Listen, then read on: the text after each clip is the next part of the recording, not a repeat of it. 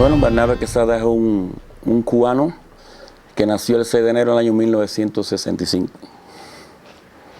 De profesión soy biólogo. Desde el año 1989 terminé la carrera de licenciatura en Ciencias Biológicas en Cuba. Bueno, el llamado ministerio fue un poco atípico. Yo no quería servir a Dios por parte de mis padres y de mi mamá. Ambos abuelitos son fundadores del Evangelio en sus respectivas ciudades donde ellos vivieron. Y yo nunca quise servir a Dios. O sea, sí cristiano, sí iba a la iglesia, pero ser un ministro del Evangelio nunca fue mi deseo. Hasta que deseé, más bien quise toda la vida estudiar. Había visto tanta hipocresía, un mundo tan plástico en la iglesia, que no quería ser un predicador, quería ser un cristiano simple. Y mi llamado se efectuó específicamente en el año 1991. Estaba ya dando clases en la Universidad Victoria Las Tunas en Cuba, de la carrera de Ingeniería Agrónoma y demás, y estaba haciendo ejercicio físico y me dio una herida en uno de los dedos del pie y tuve que estar 2 semanas ingresado. Prácticamente no podía ni ir al trabajo ni a ningún lugar, y Dios trató conmigo y me cayó en las manos un libro que se llama Biografía de Grandes Cristianos. Y cuando yo leí la biografía de esos grandes hombres de Dios, yo decidí que cuando saliera de aquella cama de donde estaba ingresado, ir para hacia la universidad, pedir la baja y nunca más trabajaría en ese aspecto, porque Dios me llamaba a tiempo completo. Y específicamente salí el 22 de abril del año 1991. La vida de un pastor en Cuba, buena pregunta. Es parecida a la vida de un pastor en el mundo entero, pero con sus propias características, sus propias luchas. En Cuba hay un antagonismo entre las creencias, entre la iglesia y la vida normal, de tal forma que los pastores siempre tienen el ojo del gobierno, tienen el ojo de los del partido, el comunismo, que es enemigo antagónico de la iglesia. Y por eso se hace un poquito más difícil. En Cuba, además, desde el punto de vista material, la mayoría, ni el 1% de los pastores tienen carros. La labor pastoral se hace un poco a pie, a como se pueda, y otros inconvenientes, pero sí se puede hacer la obra de Dios en Cuba, y de hecho la estamos haciendo. Y por ello hoy, el día 14 de junio del año 2013, estamos todavía predicando a Dios. Y aunque estamos ahorita en la Ciudad de México, pero regresamos a Cuba en su momento y seguiremos haciendo la obra de Dios, porque Dios nos ha llamado. Bueno, es que de hecho, desde 1959 que triunfó el comunismo con Fidel Castro, una de los axiomas del comunismo es que no creen en Dios, son ateos. Al ser ateos, no quiere que la iglesia se desarrolle. Es imposible, supuestamente, que la iglesia se desarrolle, pero que la iglesia es un organismo vivo. La iglesia no es una organización, la iglesia no es un partido político mecánico, la iglesia tiene 2000 años, y realmente quienes persiguieron a la iglesia murieron, como alguien dijo. Nerón persiguió a la iglesia y mató a Pablo. Sin embargo, hoy los hombres le ponen Nerón a sus perros y Pablo a sus hijos, de tal forma que la persecución, el antagonismo contra la iglesia en Cuba siempre existe y existirá, pero ha sido en 50 años muy duro, pero sí se puede triunfar en el nombre de Jesús, y se hace un poquito difícil, pero se hace el ministerio. La libertad es una condición espiritual, y aunque los sistemas de este mundo, los gobiernos de este mundo, de una u otra forma impidan que los hombres se desarrollen, pero quiero decir algo. En el sistema comunista se controlan 4 cosas. Número 1, se controla la tierra. Número 2, se controlan las propiedades. Número 3, se controla 100% al ser humano. Y lo peor, que ya es el colmo, es que en el sistema comunista, la ideología comunista, quieren controlar también las mentes. O sea, lo que las personas piensan. De tal forma que lo puedo decir así, yo he estado en muchos 17 países alrededor del mundo. Tal vez esta es mi 4ª o 5ª vez que estoy en México, y las personas me preguntan que cuál es la situación de Cuba, si es económica, si es política, y yo le he dicho que el problema de Cuba no es económico, es un problema de falta de libertad. Cuando el ser humano tú le quitas la libertad, la capacidad de explotar sus dones, de su talento, esa es la mayor esclavitud y la mayor opresión que puede existir. De tal forma que en Cuba existe eso, pero dice la Biblia, y conoceré la verdad y la verdad te hará libre. Y en Cuba yo me considero libre. 10 años llevo sin salir, llevábamos sin salir. Pero yo me considero libre porque nunca dejé de expresar mis puntos de vista. Nunca dejé de ser un líder para la iglesia y sabía que iba a pagar un precio. Y el precio fue que por no matar mis convicciones, por no ceder a mis principios, el sistema obró de tal forma que a mi esposa y a mí y otros pastores tampoco le permitieron salir del país. En Cuba, durante 20 años, salió el 99,04% de la población. Y hubo un 0,6% que no salió. Entre un pequeño número de pastores más bien líderes, y entre ese 0,6% nos encontramos nosotros. El concepto de iglesia hay que partir de un punto de vista tradicional, que es un edificio, y todo lo demás que se conoce, pero en Cuba tiene una característica, que desde 1959 oficialmente no se permite construir edificios. O sea, el edificio llamado iglesia, donde se congregan los cristianos, en Cuba desde el año 59 no se deja hacer edificios. Se han usado los edificios viejos, los templos viejos, de tal modo que en los años 89-90, cuando comenzó el colapso del comunismo, específicamente en Rusia, se comenzó a multiplicar la iglesia y empezaron a subir las casas culto.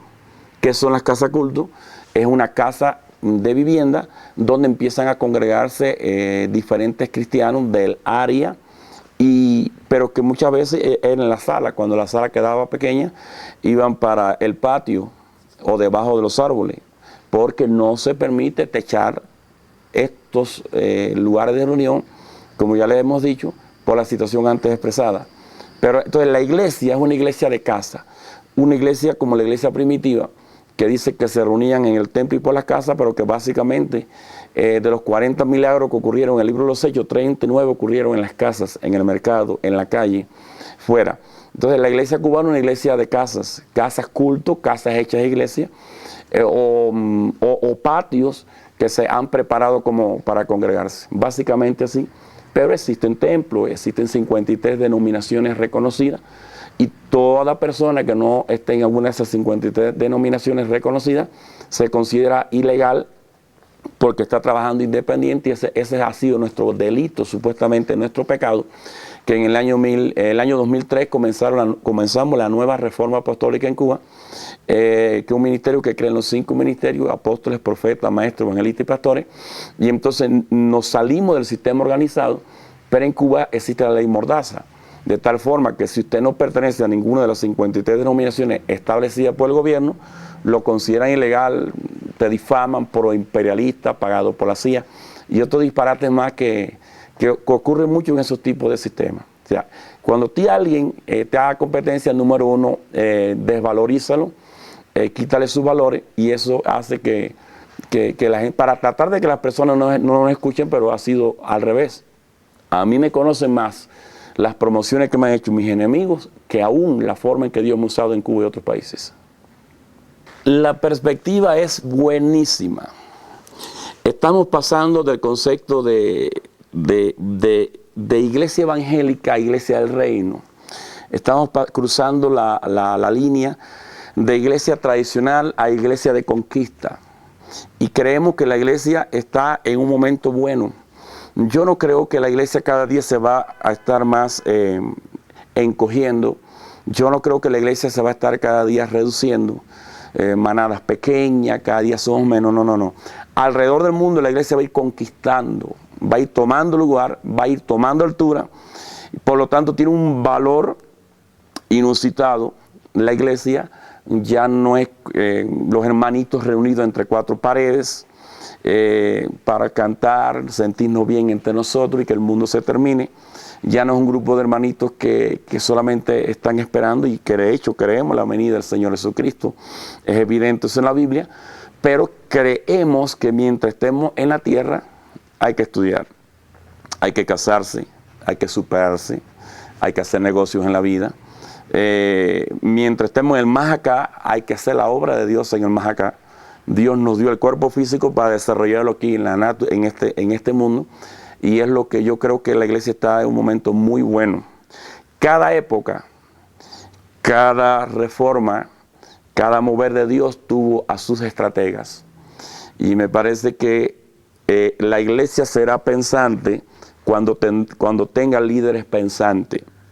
La iglesia se oculta en la sociedad cuando los líderes no tengan la capacidad de empujarla hacia un punto determinado. Yo creo que en el siglo XXI Dios está levantando muchas personas con una mentalidad de reino, con una mentalidad de conquista, con una mentalidad abierta y no una mentalidad como centrípetamente, o sea, de encogimiento hacia adentro, sino una mentalidad centrífuga de expansión y de salida al mundo. Hay como un espejismo, una aparente contradicción. Alguien dijo, este hermoso pero ya lastimado planeta. Pero considero que es cierto que hay más cultura hoy que nunca, más educación que nunca, más medicina que nunca. Sin embargo, el hombre está más solitario que nunca. Entonces, el desarrollo tecnológico no significa un desarrollo o un avance o una felicidad intelectual o espiritual. Dentro de la gama de la cosmovisión, dentro de la gama de la tecnología que existe en el mundo de hoy, el hombre necesita más a Dios que nunca. Porque si tenemos tecnología, tenemos desarrollo, simplemente se alimenta nuestra alma, y el hombre no es un alma. El hombre es un espíritu que tiene un alma y vive en un cuerpo. El alimento que alimenta el espíritu no alimenta el alma, y el que alimenta el alma no alimenta el cuerpo. El cuerpo se alimenta con tacos. El alma se puede alimentar con muchas cosas y el espíritu solamente lo llena Dios. La comida que le da a la mente, o sea, en el alma están nuestras voluntades, nuestras emociones, nuestros sentimientos, nuestros deseos y nuestras decisiones. Entonces, el alma se alimenta de buenas casas, de estudios, de ir a una playa bonita como Acapulco, de conocer, de ser reconocido, etcétera. Y son elementos almáticos que alimentan nuestra parte emocional. Pero en el mundo de hoy hay muchos despejes, mucho nutriente para el alma, pero Dios sigue siendo Dios. Dijo, creo que fue Blas Pascal, existe un vacío en el corazón del hombre que solamente Dios puede llenar. Dios es para todas épocas. Dios es incircunstancial. La fe no es, lo he dicho alrededor del mundo, la fe no es ni intelectual, ni la fe es anti-intelectual. La fe simplemente que es superior a la mente y superior al intelecto. Dios no es para ser investigado. Dios es para ser creído y obedecido. Es más, la Biblia dice en Hebreos 11:6 que por fe entendemos. Entonces hay como una pausa y luego sigue hablando. O sea, uno quiere entender el mundo en que vivimos, con la mente no podrá, tendrá que hacerlo a través de la fe. La fe es la moneda que paga, con la cual se paga en el mundo espiritual. Con la fe usted entiende los elementos espirituales, pero sobre todas las cosas, dice la Biblia que sin fe es imposible agradar a Dios. Hoy, sí, como ayer, como mañana, sí se puede vivir este mundo con una creencia totalmente puesta en un Dios invisible pero sentible, invisible pero tocable, invisible pero presente en nuestras vidas. Dios trasciende todos nuestros problemas pasados, presentes y futuros. Si Dios con nosotros, ¿quién contra nosotros? Decía alguien, si la ciencia engreída no te ve, yo te veo. Si sus labios te niegan, yo te proclamaré. Y por cada hombre que duda, mi alma grita, yo creo. Y por cada fe muerta se agiganta la mía. Han sido más los daños, las secuelas, las heridas que hemos provocado los seres humanos, como seres gregarios, como seres sociales, en contacto con la membresía, con la feligresía, casi que el efecto que ha hecho el pecado en la vida humana. De tal manera que mi llamado es a que una vez en Cuba existió un gran científico llamado Carl J. Finley que descubrió el mosquito Aedes aegypti, transmisor de la fiebre amarilla. Y me acuerdo que en los años 87, 88 yo estaba viendo una serie de televisión sobre él y había alguien que estaba dudando de Dios y dice en el drama que Finlay dijo, nunca culpe a Dios por los errores humanos. Tu papá, tu hermano, tu pastor se va a equivocar. Son errores humanos, pero Dios no tiene la culpa. No le muerda la mano a quien te quiere bendecir. Dios trasciende a los errores humanos. Por eso que medite, reflexione y ponga su confianza en el Señor, que siempre se puede. La Biblia dice en Filipenses 4:13, todo lo puedo en Cristo. Es en Cristo. Cristo nos fortalece nuestras emociones, sentimientos, voluntad. Y Dios limpia y nos cubre nuestra culpabilidad, amargura, resentimiento, falta de perdón, ira, etc. Si Dios con nosotros, dice la Biblia, ¿quién contra nosotros? Me dijo una vez un alumno en la universidad, yo no creo en Dios porque Marx no creía en Dios, Engels no creía en Dios, Lavoisier no creía en Dios, Voltaire no creía en Dios, Fidel Castro no creía en Dios.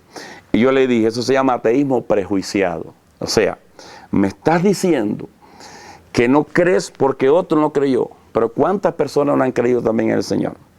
De tal forma que creer en Dios es una decisión, no es un sentimiento. Nunca lo sentirás. Empiezas por fe, empiezas en el mundo de la decisión y Dios en el camino llenará los vacíos que hay en el corazón del hombre. Bueno, algo más que le quiero decir es que bendigo a México, bendigo a esta hermosa nación, bendigo a todos los que nos estén viendo por Facebook, por internet, por cualquier medio, que estamos en Cuba. Me dice la gente, ¿usted es cubano que vive en Miami? No, soy casado, mi esposa se llama Damaris Marín, tengo 2 hijos, 3 nietos, estamos en la ciudad de Camagüey, Cuba, y regresamos a Cuba. Para nosotros los obstáculos, los aparentes desiertos no han sido causa de fallar en nuestra fe, sino son desafíos. Y siempre he dicho, si tú quieres ver las cosas que nunca has visto, haz las cosas que nunca he hecho.